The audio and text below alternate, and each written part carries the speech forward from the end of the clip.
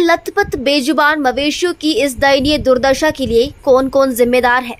जी हाँ, हम बात कर रहे हैं अपने समाज के उन तमाम लोगों की जो केवल बेजुबान जानवरों को तब तक अपने पास रखते हैं जब तक वो जानवर उनके लिए फायदे का सौदा होते हैं, पर जब वही जानवर किसी बीमारी से पीड़ित हो जाते हैं तो उनको उसी दयनीय हालत में सड़कों पर बेसहारा छोड़ दिया जाता है। खून से लथपथ ये बैल, जिसके शरीर पर हर जगह बड़े बड़े मस्से और उन्हीं मस्सों से निकलता बेशुमार खून, जिसको देखकर किसी का भी दिल पसीज जाए, पर कई दिनों से इस दयनीय हालत में फिर रहा ये बैल जिंदगी और मौत की जंग लड़ने को मजबूर है।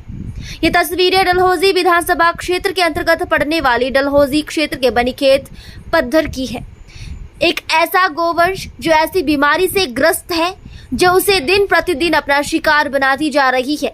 बता दें, उसके शरीर पर ऐसे मस्से हैं जो बढ़ते ही जा रहे हैं, जिससे बैल का मुंह अथवा टांगे पूर्ण रूप से इन मस्सों से ढक चुकी है और इससे खून भी बह रहा है। अब गोवंश तिल तिल कर मरने को मजबूर है।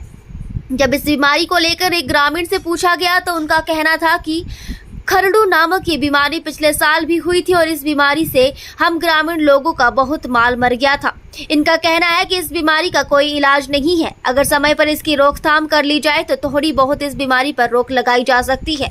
हालांकि ये बीमारी काफी गंभीर है और क्या इसका कोई उचित इलाज है या नहीं, इसके लिए हमारी टीम पशु चिकित्सालय पहुंची और वहां बैठे असिस्टेंट डायरेक्टर प्रोजेक्ट्स गौरव महाजन ने बताया कि इस बीमारी का नाम बट्स है, जिसको कि हमारी देशी भाषा में मोके कहा जाता है।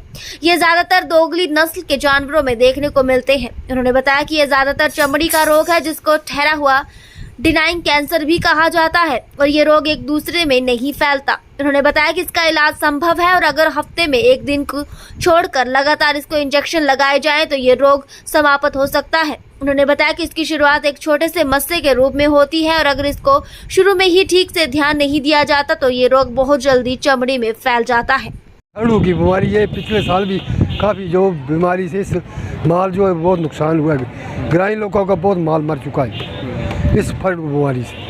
नहीं तो ये जो बीमारी है क्या इसका इलाज नहीं है? इलाज तो नहीं है सर, इसका कोई भी इलाज नहीं है।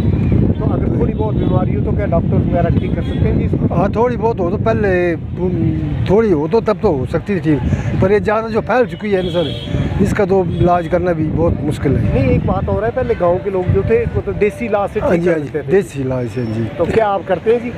हाँ जी, हाँ जी, बिल्कुल। मैं डॉक्टर गौरव महाजन, सहायक निदेशक डिप्टी डायरेक्टर ऑफिस चंबा में कार्यरत हूँ।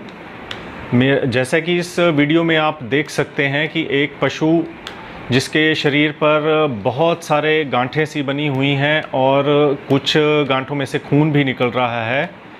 ये बीमारी जो है ये वाट्स या जिसको हम आम भाषा में मोके बोलते हैं, उस बीमारी से ग्रसित ये पशु है।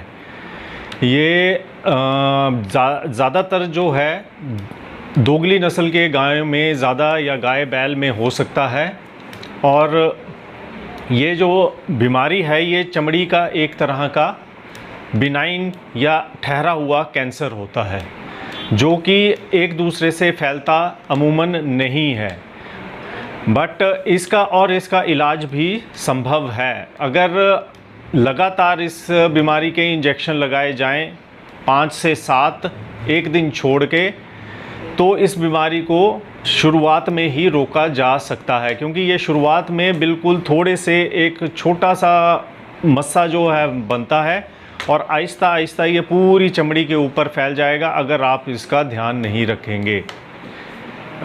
नहीं सर, ये वाली बीमारी जो है ये बोवाइन पैपिलोमा वायरस की वजह से होती है।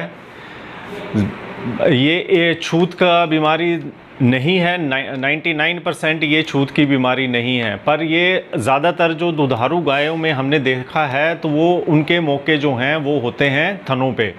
तो पर हम फिर भी उनको बोलते हैं कि अगर किसी गाय को थनों में मौके हुए हैं तो उस गाय का दूध सबसे लास्ट निकालना चाहिए। पहले जो स्वस्थ गाय हैं उनका निकाल लो और बाद में जो है जिसमें मौके हैं या वाट्स हैं उससे दूध निकालें। वो जस्ट एक प्रिकॉशन है, वैसे कुछ नहीं है।